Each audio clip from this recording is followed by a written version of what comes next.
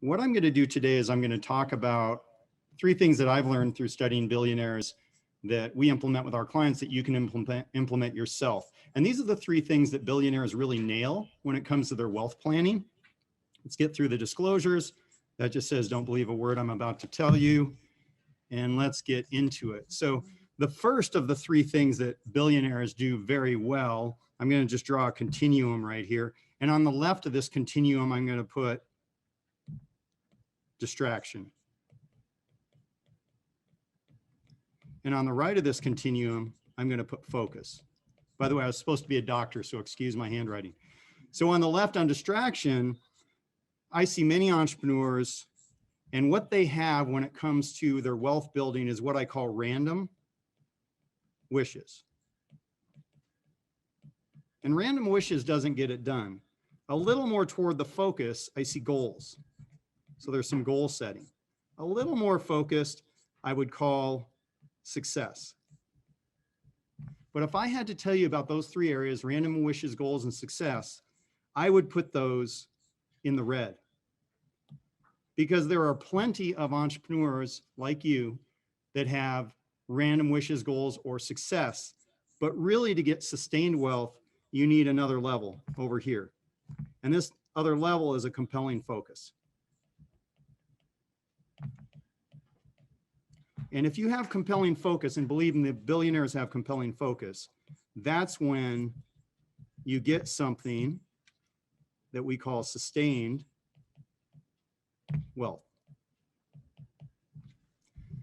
So what are your first steps on this? For each one of these, I'm going to tell you what the concept is, and then I'm going to give you an action step. So I'll just kind of star the action steps. So the first action step for a compelling focus is something that Keith Cunningham calls thinking time.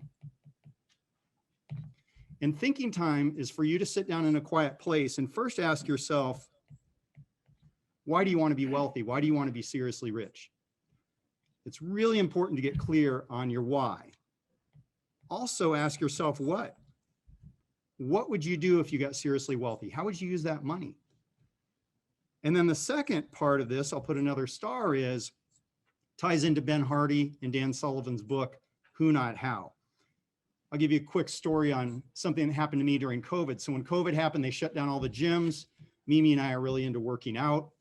We couldn't go to the gym, and it was making me crazy. Well, I have a friend who's a personal trainer who said, Jim, I can get you in a private gym. No one's in there, but you have to pay me as a personal trainer. I remember thinking, I don't need a personal trainer. I've been working out for 30 years. I know my way around a gym, but I had no choice, so I hired him. 2 weeks later, I was surprised to realize that I had the best 2 weeks of workouts I'd have in over a decade. And guess what? Now I have a personal trainer. And what I realized is the personal trainer gave me a compelling focus. I wasn't on my earbuds listening to one of Paul Culligan's podcasts. Sorry, Paul. I wasn't talking to my friends in the gym. I was focused during that workout time of just intensely getting it done. So you can hire a good wealth manager to give you a compelling focus, and that's the who. So those are your steps on compelling focus. The second area that billionaires do a really good job, I'll just draw this diagram here, is something that I like to call wealth discovered. Most of you are making enough money already to get seriously rich. The problem is you're leaking money and you don't know where you're leaking money. And in my experience of 26 years of working with entrepreneurs, the number who know where their money is going and they're not leaking money is very small compared to, like this read better, compared to the entrepreneurs who don't know where their money is going. In my book, I talk about Mark, which is not his real name, who's an entrepreneur who gets introduced as selling his company for more than $80 million, which is a true statement. By the time Mark sat down with me, he only had $5 million left. You go, how in the heck does he do that? Or did he do that? Well, first of all, he had taken on investors, so he only owned a little more than half of the company when it sold. But $40 million is still a lot of money. He had done no planning, no exit planning, no tax planning, no asset protection planning. So he ended up paying too much in taxes. And then he put money in a bunch of silly investments with friends and with other people and lost a lot of that. The reason I tell you that is You don't want to end up like the entrepreneur that says, I can't believe how much I made in the last 10 years and how little I have to show for it today. And in my experience, that's about 4% that actually don't have that are actually not leaking money. And that's 1 out of 25. So in this area, what's the problem? Well, one is missed opportunities. The other one is being comfortable. Believe it or not, being comfortable is a big problem for Wealth Discovered. So what do you need to do about Wealth Discovered? You need to sit down and think about, where is your money going as far as taxes? One of the biggest costs for successful entrepreneurs. What about insurance premiums? What about legal fees? What about investment fees? And what about expenses, both business and personal? You need to really be aware of those things if you're going to find out where you're leaking money, and then have a good strategy so that you can start building wealth. Let's talk about the third thing, which I'm going to, watch how fancy I am here. I'm going to add a page as we speak. Add page. Look at that. That's for people that say I'm not good at technology. Mimi.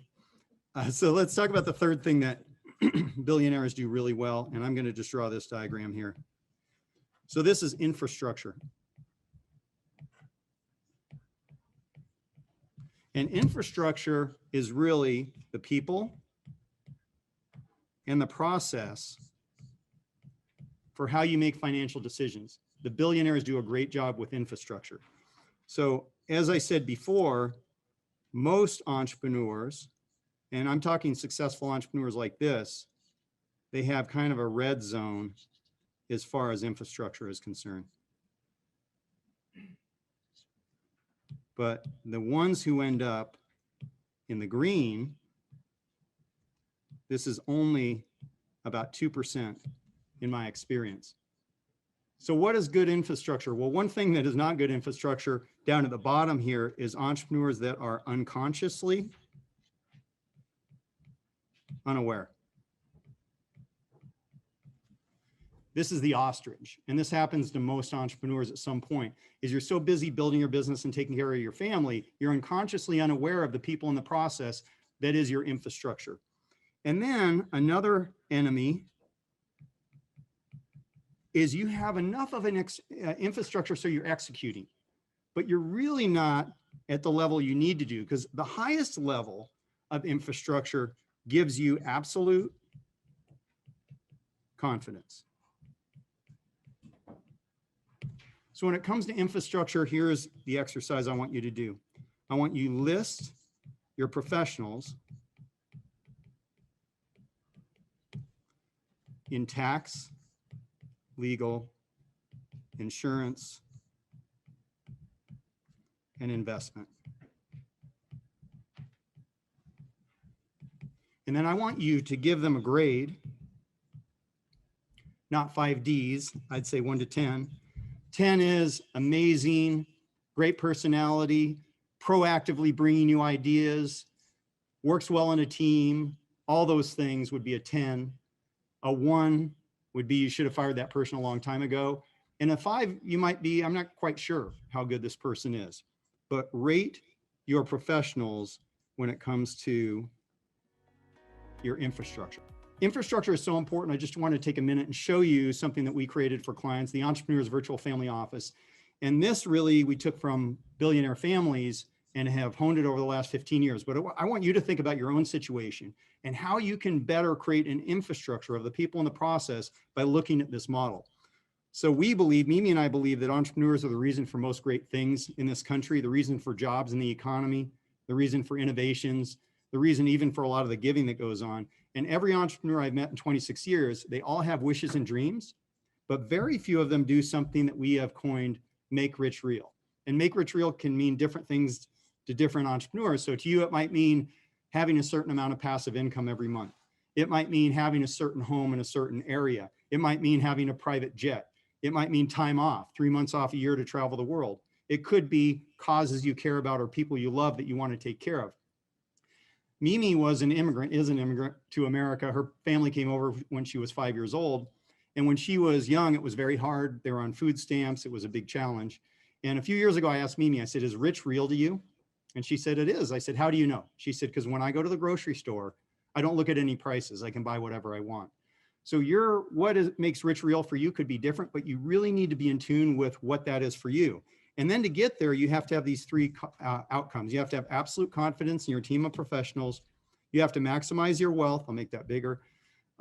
Inside and outside your business. And then you have to have a plan for sustained wealth, because building businesses and making money is a different skill set than managing money.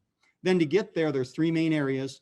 First is protect, moving from vulnerable to secure. Then manage, moving from uncoordinated to worry-free. And then finally grow, moving from incremental to exponential growth. Within each of these, we created 3 catalysts. So these are the 9 areas that billionaires really nail, and you need to also. So under protect, asset protection, this is having a plan so your assets can't be taken by a lawsuit, from the basic liability coverages, personal and business, all the way up to entity and trust design. Wealth transfer, so making sure if you have kids, they're not ruined by money, that they only have opportunities. And then whether you have kids or not, make sure you have the right corporate documents in place so that if you get sick or injured, the right people step in. So when you're better, you don't lose your business. And so that if your partner or your business associate gets sick or injured, you don't end up business partners with that person's spouse or brother or parent. Okay. And then finally, the time energy shield. So this is having someone in your life that protects your time and your energy from things like pitches, projects, and other professionals. Under manage, the first is the wealth wheel. So this is having your wheel of advisors. We just talked about this. All A players, they're collaborating and communicating on your behalf, but you're not in the middle managing those. You need someone in the middle who can speak the languages of tax, legal, insurance, and investment that can manage that for you. Linchpin partner, this is who holds it all together. This is someone typically in wealth management who has 3 distinct qualities. First, experience in building these type of structures, because you don't want to have someone learn on your dime and your time. Second, someone who specializes in working with entrepreneurs, because you have a different set of problems and opportunities than other types of investors and other types of individuals. And then finally, someone who takes a fiduciary standard of care, always represents you from a legal standard, doesn't sell products, doesn't have investment minimums, doesn't take referral fees, kickbacks, or revenue sharing. And then finally, business value. So your largest asset, if you haven't exited, is your business. Making sure that you plan far in advance for that exit to get the best outcome possible for you. And when you think about, business value and exit, you will exit your business. I guarantee it. Every entrepreneur exits either because you sell to a strategic or financial buyer, you get sick or injured, you die, you give it to your kids, you sell it to your employees, you get beat up by competition. Under grow, the first is tax planning. So having a well thought out, annually updated and implemented tax plan.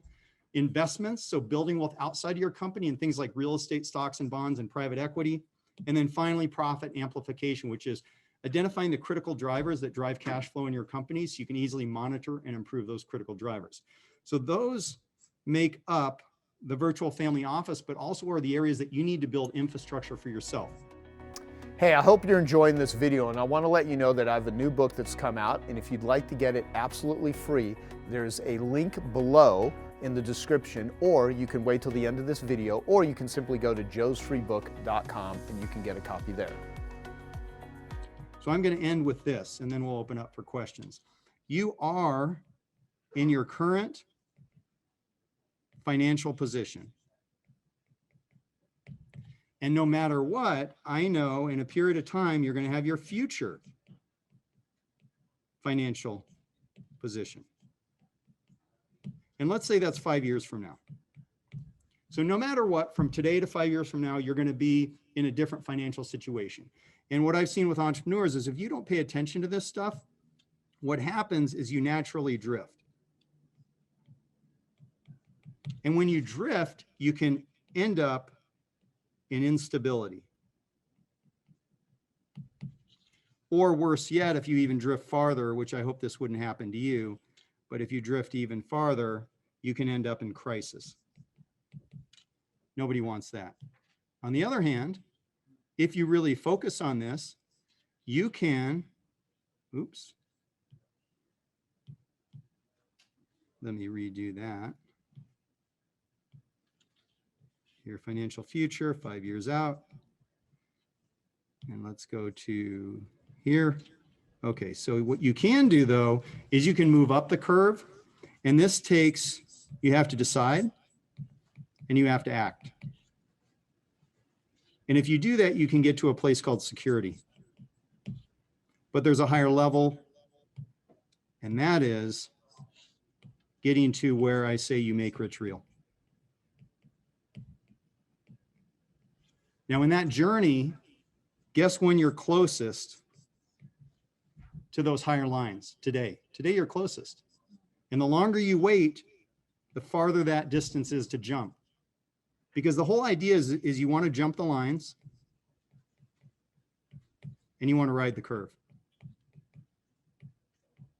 Once you get on the right path, it will happen for you. If you wait, in the future, it's going to be riskier, it's going to be costlier, and it's going to be more stressful.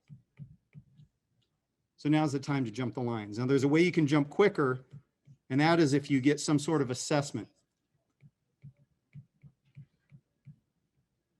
We call this a family office assessment. But if you get an assessment and you know where you are in all those 9 areas, you can much more quickly jump the curves and get to here to make rich real. So an assessment really is having some experts dive deep in all areas of tax, legal, insurance, and investment to find out where you are, and then put together a game plan, as I said earlier, to give you a compelling focus so that you can get there. I don't want to make you dizzy, but I'm just going to go through the 3 main points again. The first is compelling focus. And remember, set aside thinking time, why you want to be seriously wealthy, what you're going to do with the money, and the who if you need to hire someone. Second, make sure you look at wealth discovered. Where is your money leaking? And that's how you're going to max your wealth. So sit down and look at your taxes, your insurance premiums, your legal fees, your investment fees, your expenses, personal and business.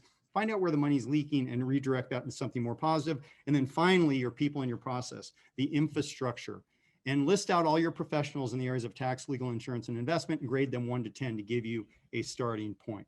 So with that, I'm going to just say this, that you can start managing your wealth like a billionaire, even if you're not one yet. Most of the time, speakers wait till the end to show the disclosures, so let me just take care of that right up front. Everyone got that? I'm going to begin by borrowing from the great book, A Tale of Two Cities. It was the best of times, and it was the worst of times. I went from being very happy to very sad in a matter of seconds. I left a big brokerage firm in 1999 when Mimi and I started our own wealth management company and began our entrepreneurial journey to this moment when I realized we had netted more than $1 million from our company. But just when I was getting excited, I scanned down the tax return to see how much we had paid in taxes that year. And I remember thinking to myself, you could buy a pretty nice home for that much money. And then I was overcome with doubt. Doubt about the way I was managing our own wealth. Had we hired the right professionals on our team? Was I making mistakes? Was I missing big opportunities? And even though we lived a great lifestyle, was it sustainable? You have to remember, at that moment of time, I thought I knew everything there was to know about wealth management for entrepreneurs. So I started asking other wealth managers I respected, and I kept hearing the same traditional answers. Then I heard about something called a family office, the way billionaires manage their wealth. And luckily, I got introduced to a family office in New York City. I jumped on a plane, I flew out there, and I met with the CEO. And we hit it off, we just connected. And he shared with me how they would hire the best accountants, attorneys, legal, tax, insurance, and investment professionals working for that one billionaire and his family as full-time employees. I knew immediately that this was the best way to manage money for entrepreneurs. There was only one problem. You need about $200 or $300 million before that makes any sense. Then I thought, I wonder if I could create a virtual family office at a fraction of the cost for entrepreneurs like me and my clients who are making great money but don't yet have $200 million in assets. I needed it, it didn't exist, so I created it. First for my own clients and our family, And now we do it for every new client. I'm going to cover 3 things with you today. I'm going to cover the Entrepreneur's Virtual Family Office. So this is a structure how you should think about your wealth management as an entrepreneur. I'm going to go over stress testing, which billionaires do and you should too. And finally, I'm going to cover some questions you can ask yourself for a self-assessment to see where you are in your wealth planning journey. First, the Entrepreneur's Virtual Family Office. If I can get a slide up here. There we go, perfect. So here's the framework I want you to think about things. I believe that entrepreneurs are the reason for everything great in this country. You're the reason for the economy. You're the reason for innovation. You're the reason for giving. And I believe you deserve to make rich real. Now that means different things to different entrepreneurs. So to one entrepreneur, it might mean something as simple as flying first class or flying private. For another, it might mean taking 3 months off a year to travel the world. For another, it might mean knowing that your great-grandchildren never have to worry about the cost of an education. And for still others, it might mean serving a cause you care about, both while you're on this planet and beyond, which for Dave Asprey is 180 years. In my 24 years of helping entrepreneurs, to make rich real, you need 3 outcomes. You need absolute confidence in your team. You need max wealth, both inside and outside your company. And you need sustained wealth. I meet entrepreneurs all the time. They had a huge exit, they made a lot of money, and they squandered it. Because as Joe said in the intro, it's a different skill set to make money than to keep money. To get these 3 outcomes, there's 3 main drivers. Entrepreneurs love to grow, but I'm going to leave that to third. The first is protect, moving from vulnerable to secure. Manage, which is moving from uncoordinated to worry-free. And finally grow, the part you're excited about, moving from incremental to exponential. So when you protect and manage, you get absolute confidence. When you manage and grow, you get maximum wealth. And when you grow and protect, you get sustained wealth. For each of these, protect, manage, and grow, I created 3 catalysts. And this is where the work is really done. First, asset protection. This is having a plan so your assets can't be taken by a lawsuit. Second is wealth transfer. So making sure the right people get your stuff and money when you're done with it at the right time and the right way without ruining your kids. If you don't have kids, your wisdom as an entrepreneur should be passed on through stories and videos. And then finally, the time energy shield. You should have a wealth manager on your team that protects you from other professionals, pitches, and projects. Under manage, business value. Your business is the most valuable asset you have. You need to get a business valuation to know its worth. You need a monetization strategy, which could be a high multiple exit, or it could be turning your company into mailbox money, where you live a great lifestyle and you go out to the mailbox and pick up a check. If you're under 30, ask an old person at your table what a mailbox is. So we can move to the next one. The next is the wealth wheel. You're going to pick up advisors and professionals over your life as an entrepreneur. You're going to pick up an accountant, you're going to pick up an attorney, you're going to pick up an insurance agent. Often they're not all A players. They're not talking to each other.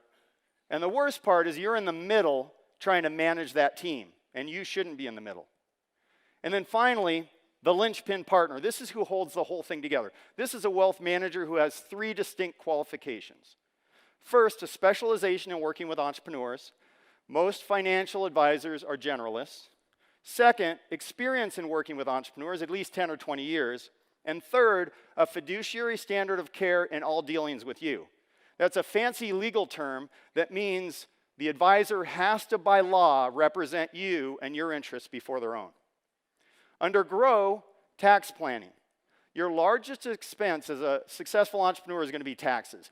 You should have a well thought out, annually updated, and implemented tax plan. Investments, I put these in 3 categories. Private equity, real estate, and stocks and bonds. You want to have a smart strategy for how you're handling those areas to build wealth outside of your company. And finally, the profit accelerator. Knowing what are your critical drivers to profitability, having a simple way to monitor and improve those key drivers, and by doing that, increase your cash flow. Second thing I want to cover today is the stress test. CEG Worldwide did a study of 199 family offices. These are families that have more than $500 million. And 93.5% of them do stress testing. What is stress testing? What does that look like? It's a deep dive with a wealth expert on everything that touches your wealth.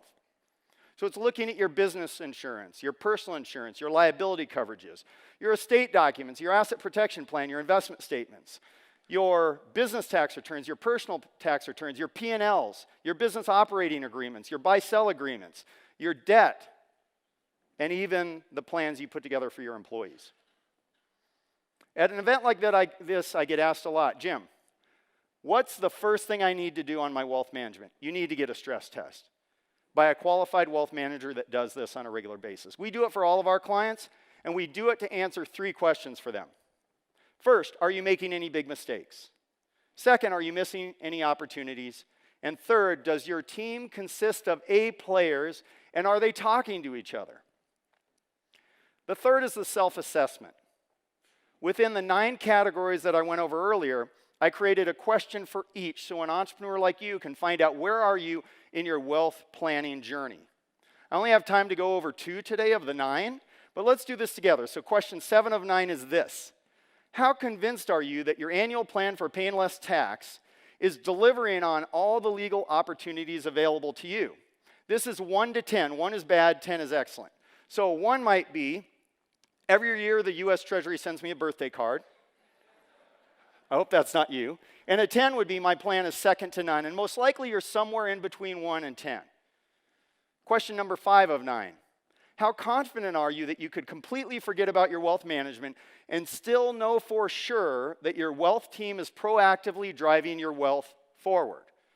A 1 would be it's a hot mess. And a 10, totally confident. We created for the 9 questions the Make Rich Real scorecard, and this is my gift to you. Go to makerichreal.com and you can get the scorecard. There's no required opt-in. I promise you're not going to be tagged, pixeled, prodded, or poked.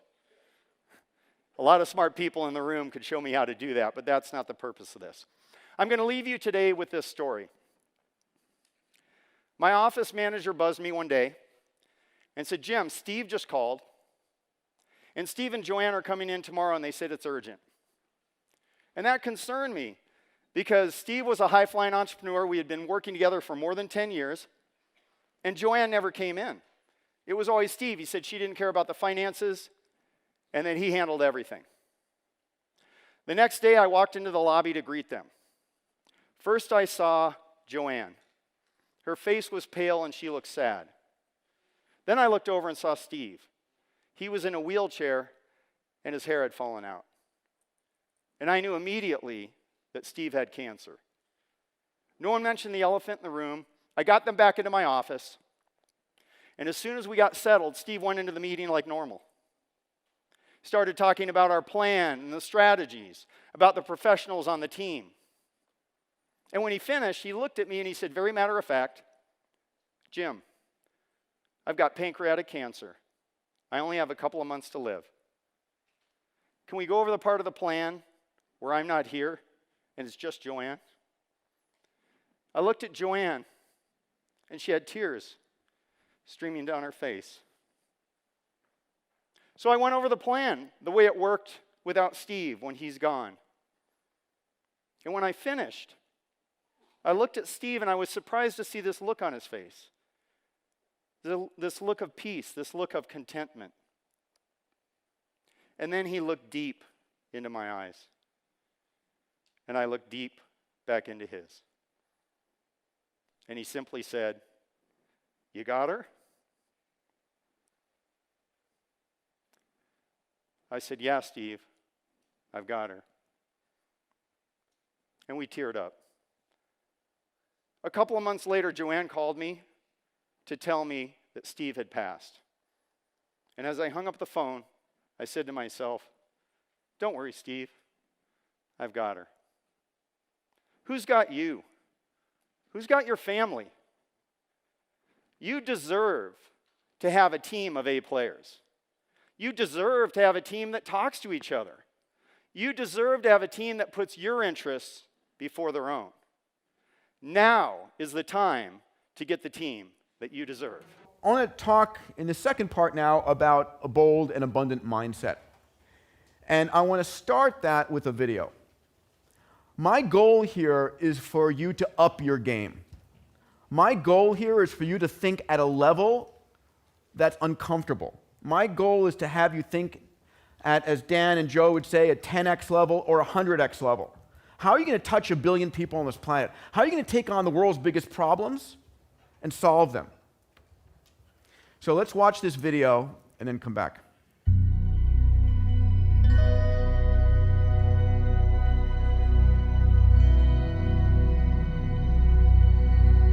The actual moonshot is wonderful, inspirational, poetic, beautiful, involved great technical challenges, genuine heroism. It brought the world together.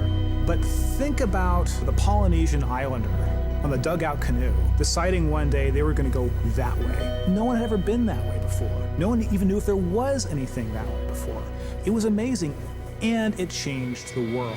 People can set their minds to magical, seemingly impossible ideas, and then through science and technology, bring them to reality. And that then sets other people on fire, that other things that look impossible might be accomplishable. Galileo is such a hero, you know, in thinking big, and what he represents to me is both curiosity and wonder that humanity had, that he had, that pushed him and drove himself to invent and work on the first telescopes that allowed us to see the moon, and here we are. These aviation pioneers were figuring it out as they went. No one really knew how to build an airplane, right? No one knew how to fly an airplane. It was amazing and crazy and wonderful, and they wanted to explore. Many years ago, the great British explorer George Mallory, who was to die on Mount Everest, was asked why did he want to climb it. He said, because it is there. There's so many challenges in the world, and you can feel daunted by that, you know, and sort of oppressed by that, or you kind of say, how might we think differently about this? Everyone else in the world is working on that next 10%. If you can be the one that delivers that 10 times improvement, you have a chance to really change things. If you want cars to run at 50 miles per gallon, fine, you can retool your car a little bit. But if I tell you it has to run on a gallon of gas for 500 miles, you have to start over. You need a lot of courage in this work, and you need a lot of persistence. One of the things that's really critical is not only having the courage to keep trying every day or thinking big, even if you don't really 100% believe it's possible, like you might think this might be possible, have the courage to try. That's how the greatest things have happened. You don't spend your time being bothered that you can't teleport from here to Japan, because there's a part of you that thinks it's impossible. Moonshot thinking is choosing to be bothered by that. We choose to go to the moon in this decade and do the other things, not because they are easy, but because they are hard. Humanity's progress has been a series of amazing, audacious things, from the very small and personal up to the great, big, and grand. And we are a species of moonshots. And to me, that's like the really amazing, poetic, and inspirational thing. I think our ambitions are a glass ceiling on what we can accomplish. When you find your passion, you're unstoppable. You can make amazing things happen. It's been true through all of history.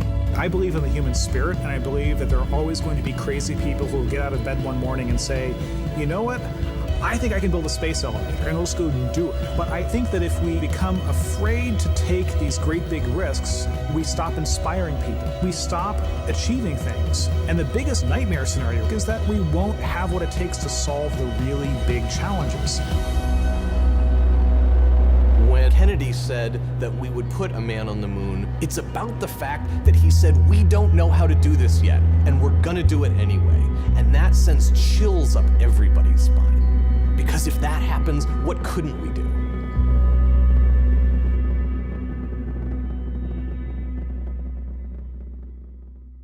Yeah, it's great, huh?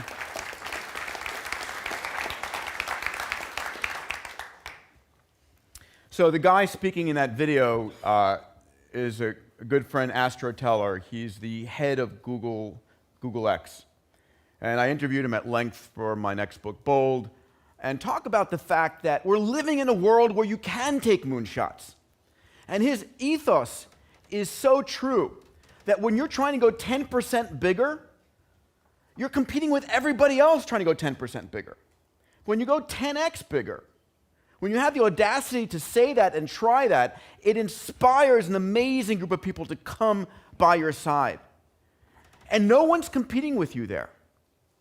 And the question is it really 100-fold harder?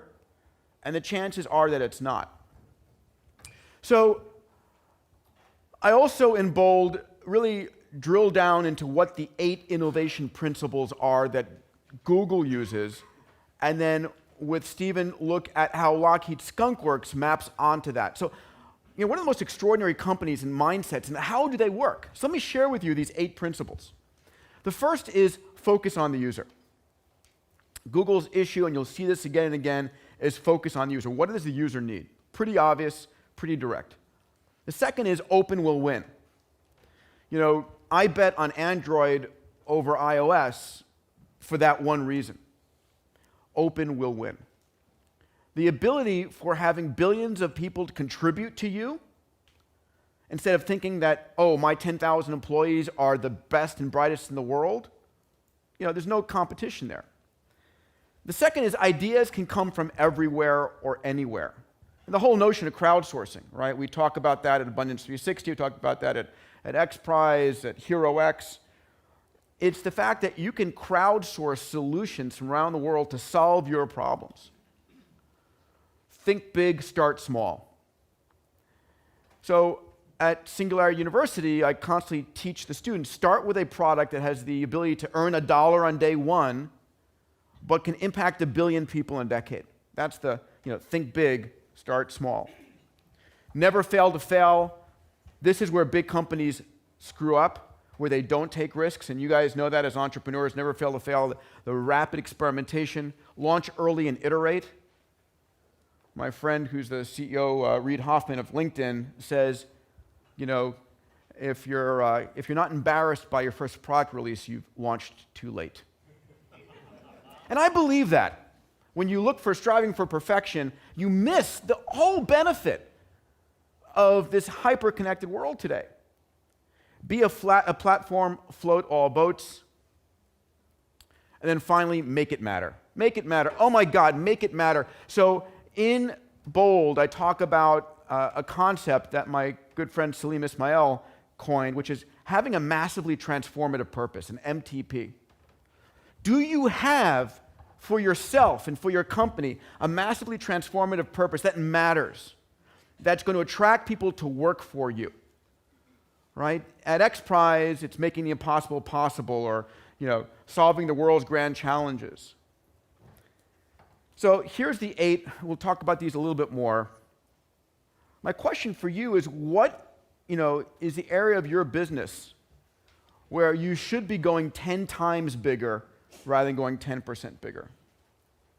So I want you to reflect on that and think about that. Don't have time to do a session now, but ask yourself that question, please.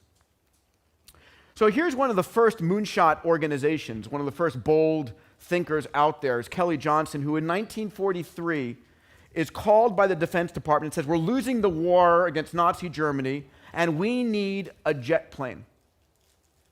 Never had a jet plane before. In 143 days, these guys did not design a jet plane, they delivered working hardware. You can't negotiate a contract in 143 days today.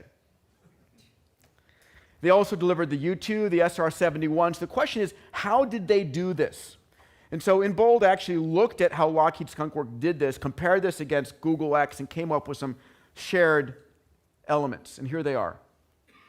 The first is having a compelling purpose or mission, an MTP that is uniquely yours. Google's is, to categorize the world's information, right? And if someone else came up with that MTP, they say, no, that's Google's. So something uniquely that's yours that attracts the world's top people to come and work for you. The second that Kelly Johnson and Google X share is small teams, a passion around small teams.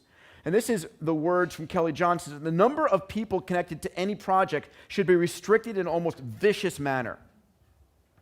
This is Jeff Bezos' 2 pizza rule, right? Teams under 10, ideally 5 or 6. Extreme isolation. Access by outsiders to the project and its personnel must be strictly controlled. Because if you're trying to innovate inside your organization of even 100 people, let alone 5,000 people, and you're trying to do something that's disrupting your company, the entire immune organization is going to come out to you and say, that's a crazy idea, it can't be done. If you do it, it can put us out of business. What are you doing? Come on, stop it. And so actually taking that skunk works inside your group and isolating it, right? It's Steve Jobs taking his Mac team to a different building with a pirate flag above. So how do you isolate your team? Authority and autonomy. The manager must have control of his program, create mutual trust and very close cooperation on a day-to-day basis. It's the notion that my team at PhD Ventures, Abundance 360, it's a team of 5. It's like they're a self-managed company. They have the authority and the autonomy to go and run on their own. And I learned that from a strategic coach, of course. It's all good things. Flexibility. You must provide a very flexible drawing. So when they designed the fighter jets and the U-2 and the SR-71, there was a drawing in the middle of the room where anybody could go and change the drawing. There was no sort of organizational hierarchy. I need to get this person's permission. You could go and change the drawing of that airplane. And so it provided immense flexibility, but also responsibility. Lives were at stake if you screwed up. But it allowed rapid iteration like never before. And then finally, testing and experimentation. Fail often, fail early, test, test, test. The next part of the book, I actually had a chance to sit down at length with a number of amazing people, Larry Page, Elon, Jeff Bezos, Richard Branson, studied their work, and came up with a series of 8. I'll share 6 thinking at scale strategies. Passion and purpose. Elon said, I didn't go and build a car company and a rocket company to make money. I'm not crazy. It was like driven by my passion. Thinking at scale and experimentation. Jeff Bezos saying, you need to have thick skin. If you're not failing often, if you're not experimenting on a monthly or daily basis, you're not going to innovate. Larry Page saying, we need to be, customer-centric. We need to be doing stuff and touching stuff that people use every day. Richard Branson saying, we need to have risk mitigation. And again, you guys will get copies of my book, but specifically, entrepreneurs are ones who take risk but set it off to someone else. Long-term thinking.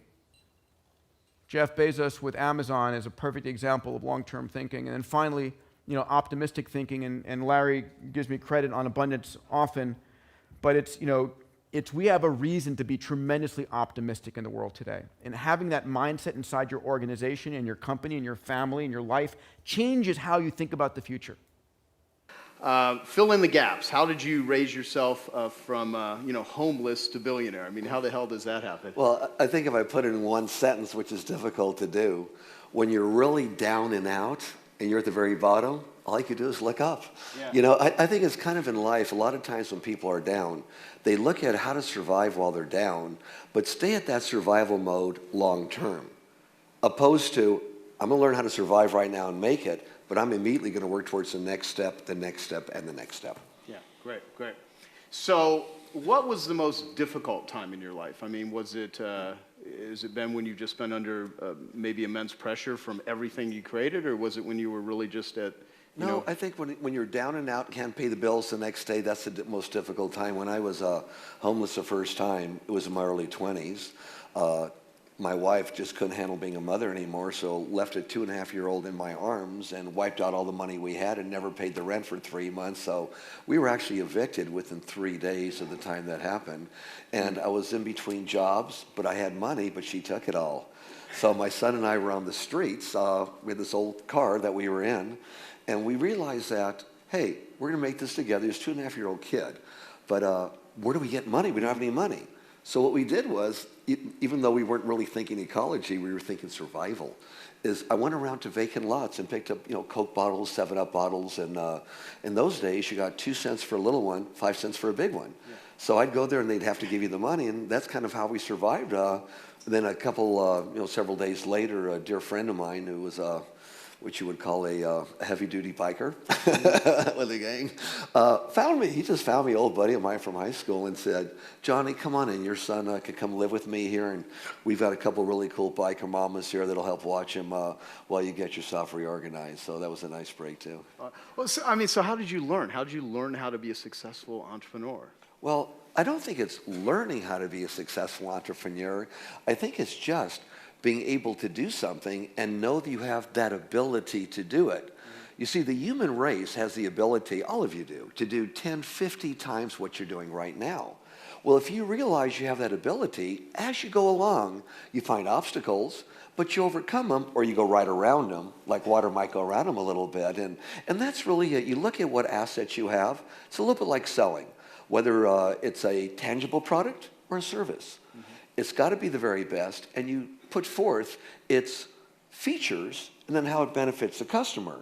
Well, with yourself personally, you put forth the features you have, how these features might benefit, and if you have a product, and I'd love to share this with everybody, don't ever go into the selling business. Whether you have the greatest service in the world or the greatest product, never go in there to sell your product. Go in there to be in the reorder business. That's got to be your mentality. That's true. Yeah, because if you're going to sell it, that's where your focus is. If you want to be in the reorder business, even if it's a one-time product, whatever you do is so good that they'll want to tell somebody else or reorder themselves. Right. So that kind of helps along the way if you have that mentality. And I think selling, whether it was flower pots when I was a little kid or newspapers, or in my early 20s, encyclopedias, Collier's Encyclopedia, door to door. You knock on 50 doors and they could be closed in your face. You had to learn how to be just as enthusiastic on door number 51 or 105 as you were in the first door. Now that's difficult to do, but you learn how to do that. I believe the average encyclopedia salesman, commission only, door to door, was 3 days. That's how long they lasted. Wow. I lasted about 3.5 years, but I learned to kind of overcome rejection and be prepared for it. If you're prepared, and we'll cover that a little later too, I saw your questions. If you're prepared for rejection before you start anything, whether it's your personal life, whether it's a business life, when you're prepared for it, it doesn't shock you when you come along and all of a sudden see rejection in your face. You see, well, I was prepared for that, but I'm going to continue on just as enthusiastic and as confident as I was when I started, and that's not easy. Absolutely. Do you experience rejection today in the same way you kind of did then, and you just keep yourself in an enthusiastic state, or is it just much bigger levels of rejection? It's a little different today. In those days, let's say you'd knock on 100 doors to get somebody that's reactive to what you're saying and will listen to you. Today, it's a little bit easier. I think in life, as you build a history that's conducive to a good life, where in business you realize success unshared is failure, and you try and be honorable with what you say you're going to do, no matter what it costs you. Well, it gives you that clout to be able to talk to people, and they know, here's a sincere guy. This guy's a track record of doing things right and not ripping off anybody. And, by gosh, there are ups and downs. There definitely are, but much more easier to overcome today. Yeah. Awesome. Thank you. So, I did prepare some questions that I thought would be the most valuable to have you share. Thank you. So, what are your core values personally and professionally? Core values are, I would say it's the golden rule, do unto others as you would have others do unto you. That's the basis for most religions, but they get sometimes carried away in rites and rituals. But that's the core value, do unto others as you'd have others do unto you. And then it's the feeling of knowing that success unshared is definitely failure. In other words, when you make it, it's not really just about yourself making it. Hey, if you make it, you know you made it. But along the way, one of the great lessons to learn is it's not all about you. It's about your ability to be of service to this planet while you're here. And by saying, me, look what I did, this is me, hey, here's my building, my name's on it, I did this, you didn't. By doing something like that, it kind of takes away from how genuine you are. And because people don't like to just listen to people talk about themselves, how great they are, they want to now incorporate it to make them successful also, or do something a little different. And I think that's very, very important. Yeah, you know what? I hang out with a lot of, quote unquote successful people. Most success in this culture is viewed, financially. Sure. Although I know a lot of extraordinarily wealthy people that are miserable bastards. So there's a difference there. The thing that it always annoys me is if there's someone that knows the answer to something, and there's a person who is asking them about how to build a business or how to do something, and they know what to tell the person, but they kind of withhold it. They don't say anything. And I love what your whole notion of success unshared is failure, because I think that's why, because so many people that know you have said so many great things about you. Such a nice guy, so caring, so generous. And my experience with you has been absolutely that. You just want to be helpful. Joe, it's also very self-rewarding. We look around, and I'm a child of the 60s, so I know what we were looking at in the 60s for self-rewards. But anyways, the highest high you're going to ever get in your life, the highest high, if you want to be satisfied, the highest high you'll ever get is to do something for somebody else and ask absolutely nothing in return. Boy, do you feel high, and are you energized? And that lasts a while. It's very contagious. Yeah, totally. Thank you. So what is your decision-making process or thinking when it comes to investing your time, your money, your energy? Sure. It's very important, because time is the most valuable thing you have, is one, make sure where you're putting your time and energy is something you want to do, not just because you're exploring with people you don't like, or a business you don't like, or a situation you don't like. Time is so valuable. Try and speak, if you're speaking to people or a situation, to people you feel there's hope for, that you could do something with, to do something great, not just make money. Whenever you go into business or in a relationship with someone just to make money, then it means you've already decided to take a portion of your time to make these papers that are backed up by nothing but will buy stuff. Call it a possession. We have all these great possessions. Well, if you have these great possessions, could you give them away? If you had any possession, you could give it away. Hey, great, it was a possession, and you moved on. If you can't give that possession away to somebody, just give it away. Then it possesses you. Yeah. It's true. When I look out at a lot of my friends, they don't own their houses, their boats, their planes, their stuff. It owns them. So that's very, very important in life. I think you develop a way of, having what you have our wonderful things, but understand that you have them. And if something happens to them, don't get upset. Something happens, don't get upset. If you lose some money, don't get upset. Just be so gracious for what you have already, and know that you're going to come back and do something else. Yeah. I don't know how you would describe this, but my sense of when I think about you without really knowing kind of your MO on how you do it is that you are very skilled at where and who and what gets your attention. Like your attention is such a valuable asset. And when I first met you, I was introduced to you by our friend Dave Kekich. And then you called me because you don't have an email. And I would love to have you share how you manage people reaching out to you, how you manage communications, because I don't know if you have an email now, but you didn't have an email. And I was like, wow, think about that. I still don't. And I'll roll over to the last question also that you asked about, how do you get into situations? When I started John Paul Mitchell Systems, I had been in the beauty industry, and I knew there was an opening for products that were unique and different that weren't in salons. Even though I had no money, that's what I went after. When I started Patron Tequila in 1989, we were doing shots, you'd hold your breath. I knew there had to be a way to get something so smooth, and the world was ready, no matter what the cost was, of a sipping tequila. Hence, Patron came out. Harley Distributor says you'll never make it. It costs too much to make it. You have to sell it for $37. And who cares if you sit around and sip and enjoy that tequila?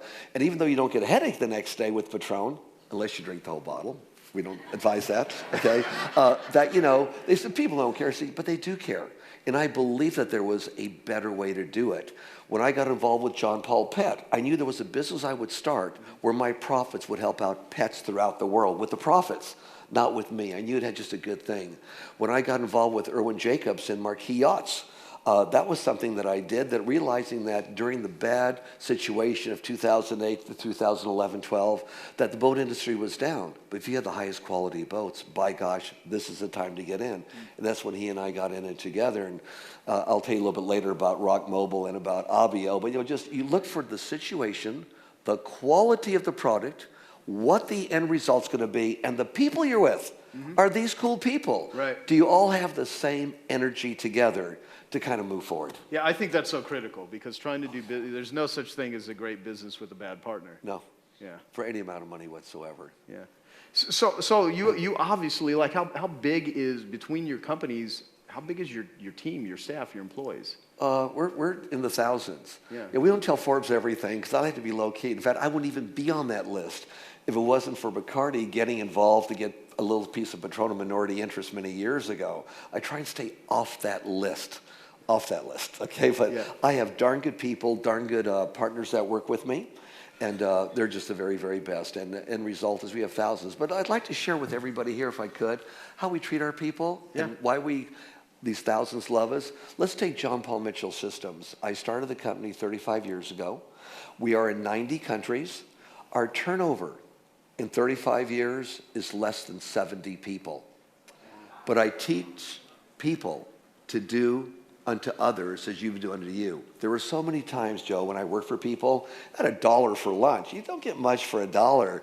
So as soon as we could afford some money, first thing I did was give everybody free lunch. Today, even in Mexico with my staff and my partners down there, 1,500 of them that make the Patron, if you work during the day, a chef makes you lunch. If you work at night, a chef makes you dinner. You want to pray, I build you a chapel. At John Paul Mitchell Systems, no matter where you are, you've got free lunch. If you carpool, we take care of that gasoline for you. So you do things for people. If we have a good profitable year, and every year we have, we share through profit sharing with all of our people. But we treat them the way we'd want to be treated ourselves. It's not like we're bosses. It's, you're my partner. Right. Anybody could pick up the phone and call me. I don't have email, and the reason I don't is I'd be inundated with all the stuff I do business-wise, philanthropically, not to mention family. I'd be so inundated, I couldn't do all the things that I do and expand upon it. I couldn't have had email. So I'll take a phone call.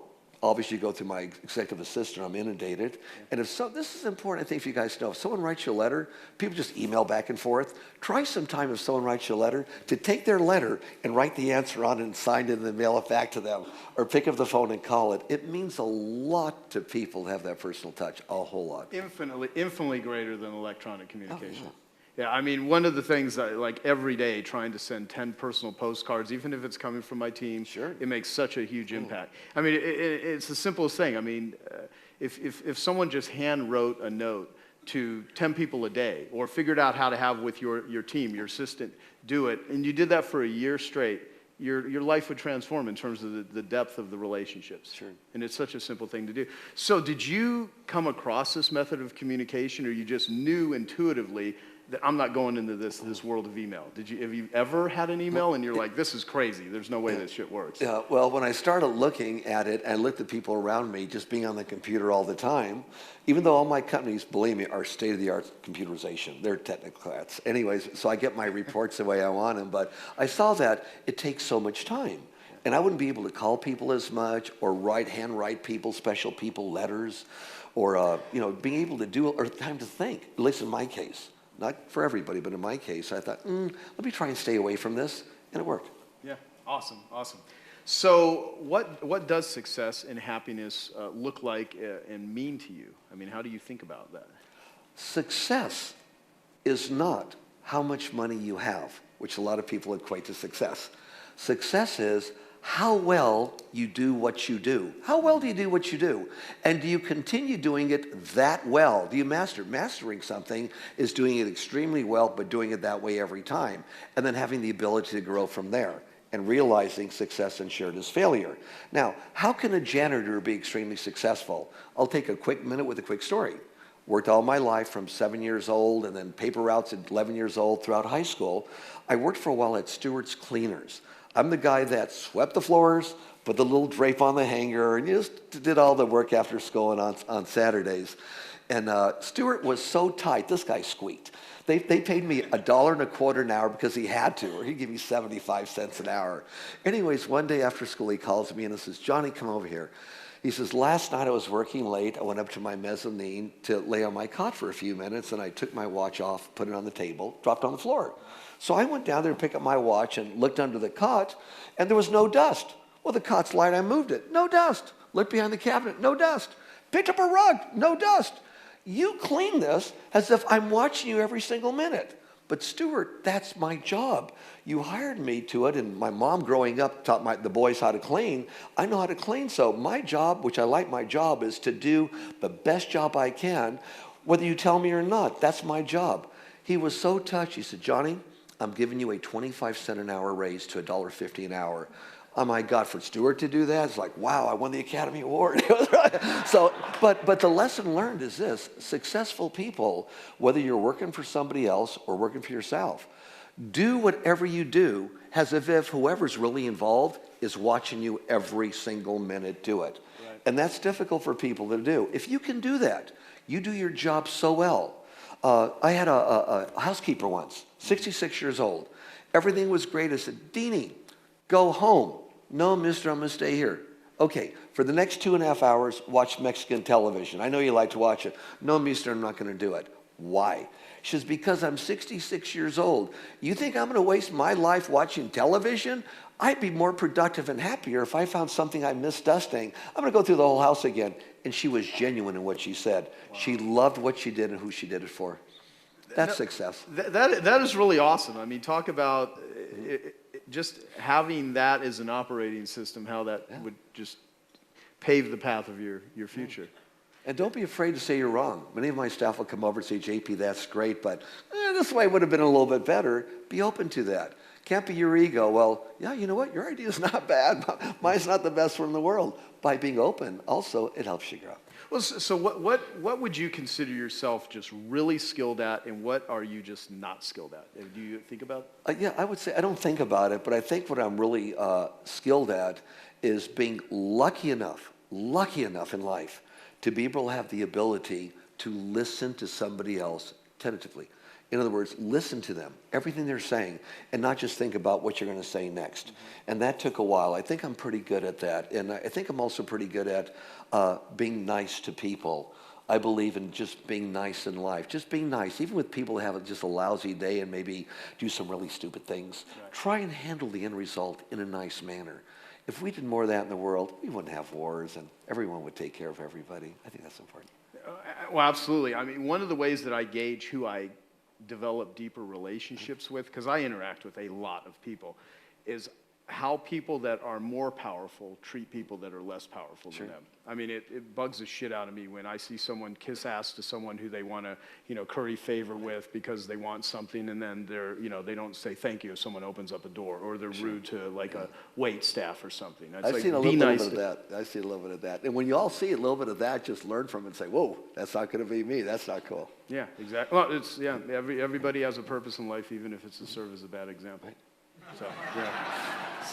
So what are you not good at that you have learned to avoid because it's just not your thing? Like Dan Sullivan has a thing called unique ability where you're skilled and then he has What I'm not good at is taking all the time to do all the little details, fill out expense reports, just all the details. I leave that to accountants or I leave that to other people that are much better than that, and try and take that segment of my life and think in that segment or do something else. I have a little saying that I picked up selling encyclopedias, and it's pay attention to the vital few, ignore the trivia many. Yeah. Too many people get tied up. I know I was at the CIA on a couple of times. I trained them in management motivation. And to Buzzy Krongard, their executive director, I said once, I want to teach all you guys here how to handle a piece of paper once. He said, at the CIA, if we could handle a piece of paper 100 times, we'd be doing good. Mm-hmm. Yeah. In other words, fewer moving parts. Try and pay attention to the vital few. Ignore the trivia many, or let somebody else handle that. That might be much more capable than you. No, that's awesome. So clearly you have really learned how to build teams, encourage teams, grow teams, and so you're obviously very good at having set up management structures, which I think first stems from self-management. You obviously learned how to manage yourself. If you could speak to that, how do you not go off the rails? At times, I'm sure you have, but you've learned from this. So what would you say about self-management? Yeah, we all have. Self-management, my God, I could take it back to the U.S. military when I was in the Navy. If you wanted clothes, you folded your own clothes. And they had to be exactly perfect, and you had to manage your locker and manage your time. A little bit of a start, managing yourself and your time. If you cannot manage yourself and your time, where you're just at the end of the day totally frustrated, or 3 phones are going at one time and you haven't figured out how to handle that one yet, don't think that you're a manager. You got to manage yourself first, your time, how you allocate it, the time you have for your family, the time you have for yourself. Very important, the time you have for yourself. Many people, especially entrepreneurs coming up, forget that. They're busy from morning to night, and well, where's your time? It's like money. If you get money, whether you work for somebody or make money, what do you do first? Most people, you pay all the bills. Whatever's left, well, then I have something. Opposed to another philosophy is, pay yourself for what you've done. Pay yourself first, even 5%. Take it off the top and just stick it in a stupid savings account if you have to. Just pay yourself something first. If you can't afford 10%, 5%. Then believe me, the rest of the money will be allocated out. Take care of yourself first. That's part of your own self-management. And then try and find some time. I find, love to share this with you, about 5 minutes in the morning. I wake up in the morning, do obviously what you have to do when you wake up, then I go right back to bed. And I try and clear my space. Let's say I'm in this room. I will look at the ceiling, look at the walls. I will be in present time, or try to. And then I normally have just one saying, Creator of souls, thank you for all that you've blessed me with, and may I go forward to be able to do something that helps make this world a better place. And try and be in total present time. Not about what I'm going to do today, not about my next appointment, just be. And then when you wake up, your head's a little clearer, your mind's a little clearer, and it's not cluttered. That's great. It works. Love it, love it. Works for me. Well, you're buddies with Tony Robbins. Yeah, and my buddy yesterday Tony. I interviewed Tony and Peter Diamandis over here, founder of the X Prize, and they talked about morning rituals with, and Tony does a thing called priming, where he primes himself. And so I love hearing people's rituals, because what they do in their habits is what creates their life. Yeah, you can do that on the road, you can do it in an airplane, and it's free. Right. Don't have to carry anything. Yeah. Awesome. So what's the biggest or most important business lesson that you have learned either on purpose or by accident? By accident, one of the biggest business things that I ever learned was I started John Paul Mitchell Systems with $700. The business partner I started with was a top hairdresser, but he didn't do business. I didn't do hair. So, and we had no money. No money, okay? So I did 10 or 15 things. After 6 months, we were able to hire our first employee. Shirley Wong was her name. I gave Shirley 10 jobs and said, I hope you could do them, Shirley. Whatever you can't do, honey, I'll figure out how to help you. Shirley learned how to do 10 jobs, not 1, but 10. Then I realized, wow, it's not just the person that started the company through necessity, but people do a heck of a lot more than what people say you should be doing. We're all capable of that. So at that point forward, I paid people very well, but gave them the opportunity to do more than this is just your job. This is just your job. Now that might be anti-union, okay? No disrespect to the unions, okay? No disrespect. But when one has the ability to do whatever they can do that they want to do, I'll give you the end result. 4 months ago, I'm in my office. I fly from Austin to LA. Had to do some work. My staff closes up at 4:30. Some come in at different hours in the morning to miss traffic. So I get, by 5:30, I'm there to hear something in the office. So I go back there, and there's a couple girls working. A couple guys. I said, what are you doing here? Hey, it's an hour, 2 hours after we close. What are you doing here? They said, JP, we love working here, and we wanted to finish these little projects. I said, how many people are here? They said, I don't know. Hey, who's here? JP's here. 12 people came out with the same exact thing. JP, we just want to be here. We know we don't have to be here. We're not paid for this. We want to be here. We love what we're doing, JP. We just want to finish this, They didn't want to leave. Wow. Well, needless to say, we all went out for a really good dinner and a couple great bottles of wine and a little bit of good tequila, too. Anyways, we were a team. But when people feel good and respected. Right. And you give them the ability to do more than this is just what the job is, you'd be amazed at how they expand their business. For our size company, take John Paul Mitchell Systems, I should be in the thousands with employees. John Paul Mitchell Systems alone. Now this includes the warehouse, has 300 employees. Wow. That's it for the world. Now we have about 800 part-time, but 300 full-time employees for the world. Patron has a lot more because hand bottles blown out of recycled glass. You know, so we have a lot of labor intensive there, but you can't have fewer moving parts. But my people do, my family, they do more than 3 times that many people because they love what they're doing and who they do it for. Very important. That's awesome. Well, you know, I mean, just as an aside, I got some prepared questions here, but I want to do all your questions. They're great questions. Let's do them all. I'll do these, and then But I'm going anything to the side, I'm here for you. I'm going to ask you after this thing. 'Cause Sure. I have an interesting question. So, what have been 1 or 2 of your biggest business or life challenges, and how did you get through them? Well, the first one was obviously starting Paul Mitchell with $700 and living for the second time in my car because our backer pulled out. That was extremely difficult. How do you start a company, balance your bills not going to be paid, knock door to door selling your products? Extremely difficult. That story would take up too much time to tell you right now, but if you want to see that story, there was a fellow named Donnie Deutsch who on CNBC had the big idea. Yep. I was on his show 4 times. He has a half-hour special on step for step how I did it and how the hell do you do it on $700 and no money, start a company and grow it. So it was along the way, that was the biggest challenge. And you want to know the success out of that? This was a success. How do you know you were successful? 2 years later, we should have gone bankrupt every single day. 2 years later, we were able to pay our bills on time. Not pay them off, but pay them on time. We said, hey, we made it. And we got $2,000 left over. We made it. We're successful. We're all happy. And that was a real challenge. Another challenge is there's many businesses I started that didn't go so well, but they were good learning experiences. Where when I had a partner that I really trusted, and they were like stealing money or kind of stabbing you in the back, that was very, very disappointing. But on the whole, my other partners were really great, so it weighed itself out. Yeah. Well, I think, how many of you have ever had embezzlement in your company? Yeah. So, I mean, usually it's not a matter of if, it's just a matter of when. Yeah, and try and handle it with love. When you do, I mean, it's kind of like, you son of a, anyways, try and handle it with love. Hey, you screwed up, man. Now, what are we going to do to make this right? You know, I mean, you handle these things when they come up, and it happens in life. You know, just something that happens, and I'm sure it'll happen again somewhere along the way. Yeah, awesome. Handle with love. So what's the most useful life and business advice you can give to someone who is a high-level achiever or entrepreneur? Not just startups, but people that are already at a certain level, because the vast majority of people here run very successful companies. One sentence.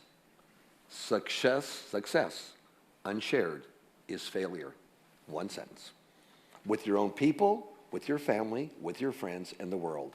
Success unshared is failure. We have 118 Paul Mitchell schools nationwide of cosmetology. They're all taught over several months a culture of giving back. They all do fundraisers. We pay for the whole fundraiser. Every dime goes into their local community, their state, our country, and the world to make it a better place to live. Success unshared is failure. And you don't need money to be sharing. You could do just something nice. Yeah, awesome. Thank you. So when it comes to money, making it, keeping it, giving it away, what should every person in this room know? Have 6 months worth of what it costs you to live in the bank, in cash. If things went wrong, I'm including about movie theater tickets, gasoline, insurance, have that in the bank. No matter what happens, you know you're going to survive the way you survive right now for a period of 6 months minimum. I would say try and eliminate as much debt as possible. Pay off your house if you can first. Very, very important. And then as you're making money, whenever you make money, don't invest it all. Oh my God, don't invest it all. You're investing on the next thing to come along. That's fine. But take a portion of it of a secure investment you're not going to lose. Take a portion of that and be a little conservative on that one. So as you're building your own empire, you're building something for you and your family and your friends in the future that no one could touch. Then, of course, with others, you want to take gambles. You want to invest it in yourself and your own growth. But take a little piece of everything and pay yourself first, where it's a stable investment so that you feel really, really good. And the bigger you get, the harder it is to make sure you're investing money. I'm part of a group called the Giving Pledge. There's about 103 of us, Warren Buffett, Bill Gates, and a few of us, and we've already pledged. We were so blessed in life that 50% of our wealth, while we're alive or after we die, will go to make the world a better place to live. But we found in our seminars that we do, you've got to check who you give the money to. There's certain great charities, but 50% of it goes to fundraising. In one case, 80% went to fundraising, 20% went to actually helping the people out. So when you do that, check it out. But don't just give money. Give something that'll let somebody do something for themselves to continue. It's like you feed somebody, hey, it's good, and you should feed people. But when you teach them how to fish, they could do it themselves. So that should be part of what you're doing. What's the end solution long term, not just what's the Band-Aid? Gotcha. Great. So what are the key characteristics that you think make the best leaders? One, be empathetic. If somebody comes to you and talks to you, and they're just pouring their heart out to you, listen. You may have been there once yourself once, and nobody ever listened to you. Listen to that. A great leader is someone that could listen. A great leader that doesn't look at, okay, what am I going to get out of this? The great leader looks at, what's the entire team going to get out of this? And how does this benefit the end customer? Not just me and my team. How do they benefit more than anybody else? And when you have that mindset, it's easy to move ahead, and you're moving ahead with a lot of people that are right on the same, shall we say, thought pattern that you're on. Very important. Yeah, awesome. So what are you working on now? Because you're working on a lot of stuff that you're most excited about. I'll just mention two. And it's ways that, and those that have really made it, big financially or in businesses, think about the next thing you do, how it benefits the world, and don't be too greedy in your profits. One of them is called ROC, R-O-K, ROC Mobile. We knew there was a better way. And if I could take someone that is spending $1,000 and immediately have them only spend $300, they just made $700. What's your mobile phone cost? You know what your mobile phone costs you. ROC Mobile. And my partners are the biggest phone companies in our nation. Some of the biggest phone companies in the nation are my partners, my carriers. All the big record companies are my partners. $49.95 a month.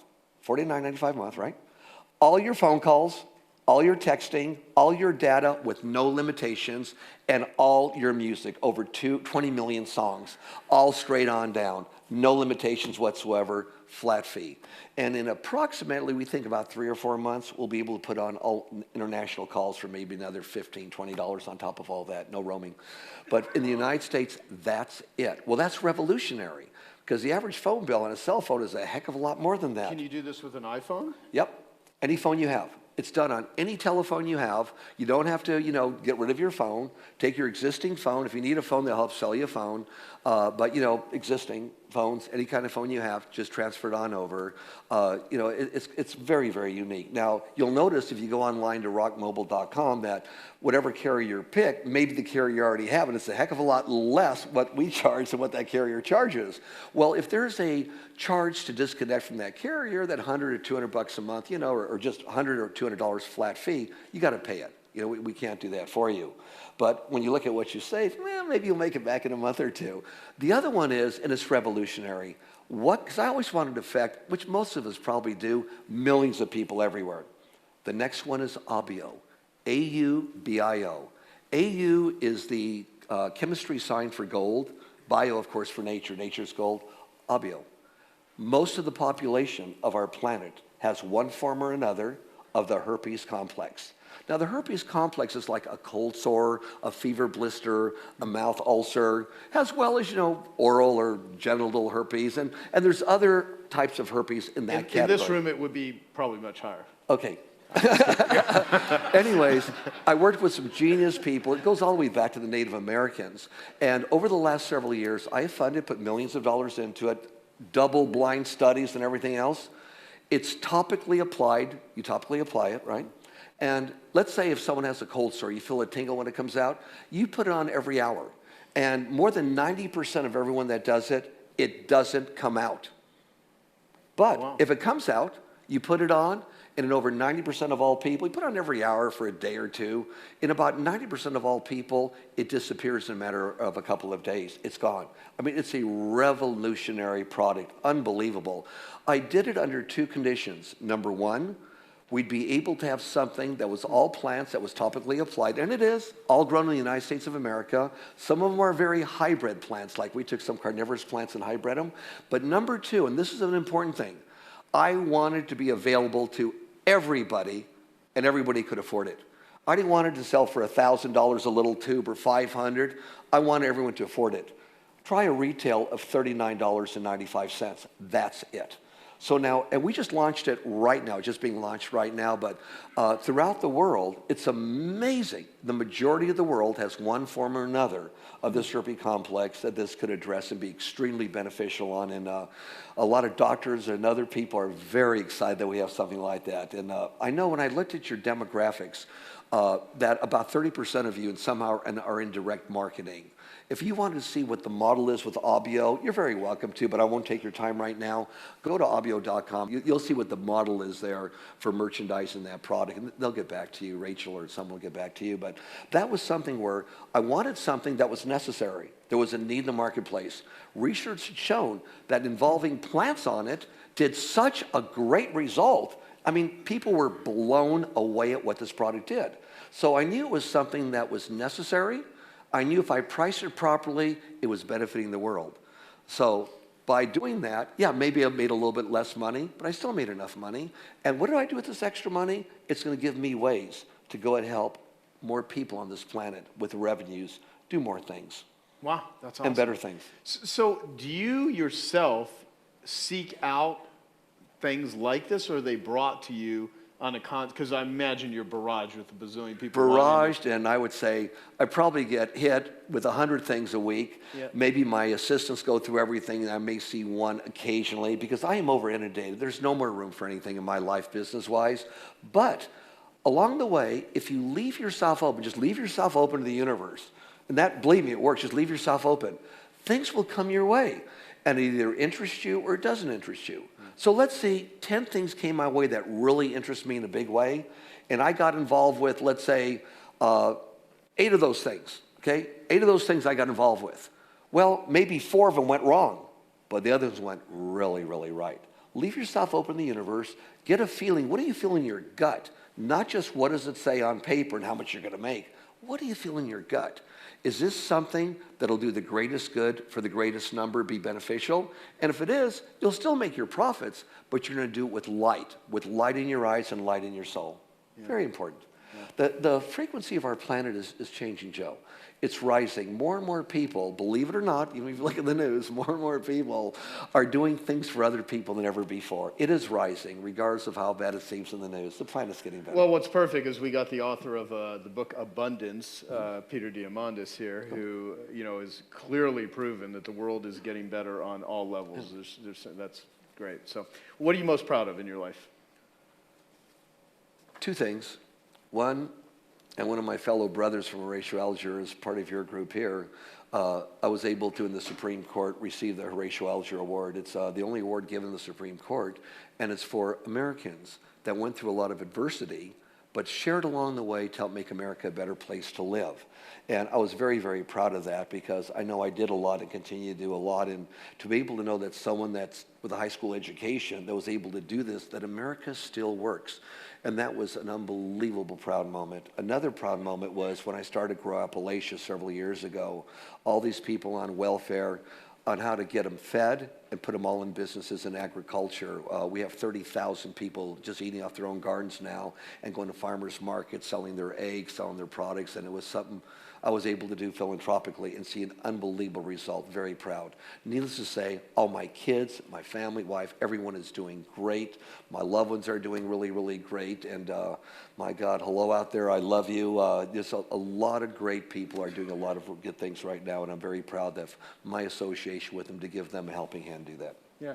When we talked backstage, and even when I interviewed you, you know that I'm doing work with addiction. I'm doing a documentary on helping addicts, and you have a tequila company, and you actually gave the land to Arbor. Yep. talk about that You bet. for them to build a recovery center. You betcha. In Georgetown, Texas, I bought this fabulous ranch, almost 80 acres. We put horses there for equine therapy, and I built it out for them so that people would have a place to go. It's quite a program, but get an end result. I saw even within close friends of mine, close to me, they would go into rehab, come out of rehab, go right back into rehab, like a revolving door. And I knew there had to be a different way. Some wonderful people, Justin Harvey and Jim and several others, found a way, because they were addicts, how to get out of it but stay out of it, and put a whole program together where someone had to go there for 3 months and live, but then for the next 12 months be monitored. I believe they have the lowest return factor anywhere in the nation, maybe even the world, because they cared about it. Cost-wise, it was very exciting too. You go to some of these shishi rehab places, they're extremely expensive, $60,000, $70,000 a month. Their whole year-long program, actually it's more than a year, is I believe it's $48, $49. I mean, $1,000, that's all. And which is really cheap, consider there's room and board involved in this. Right. So they did, and they have a smaller program, but it was able to have good results. So therapy by communicating with horses, communicating with one another, keeping the guys and girls separated, and having a good end result. I believed in that, and by the way, I don't own any part of the company. I got the land, and basically at cost, I let them just pay me back over a long period of time for the whole infrastructure I put in for them. That's great. It's helping people out. Awesome. So, with Paul Mitchell Systems and Patron and all, Rock Mobile and all the different things that you're doing, I can't help but think of like a guy like Elon Musk, with SpaceX and Solar City and Tesla. These types of entrepreneurs are so damn unique, where they can be in charge or running or owning something like, either all of it or parts of that. Who do you call for advice? I mean, when you're like, I need to figure out what to do you employ those people, or do you have like a few key relationships that coach you, that help you, that when you just don't, how do you? No, the answer is I don't. If there's something I don't know something about, I'll look within my own groups of families to see if there's someone there that can answer it, or I look for outside advice from someone that knows a heck of a lot more than me. I go out there and I seek it. I don't have a regular ongoing mentor that I go to. Okay. It depends. If it's law, I'll go here. If it's administration, I'll go here. If it's getting rid of AIDS to the world, I'll go here. I look for those people that are much more knowledgeable than I. Yeah. Much more, and they're out there.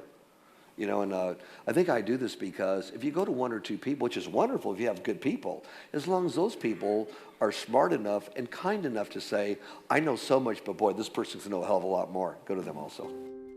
Okay, I hope you found that video awesome and useful. So if you want to get a free copy of my book, I want you to click here. And if you want to watch some more videos that'll be useful and awesome, click here. Go ahead. They're over here. Do it now. Come on. Thank you. Watch them.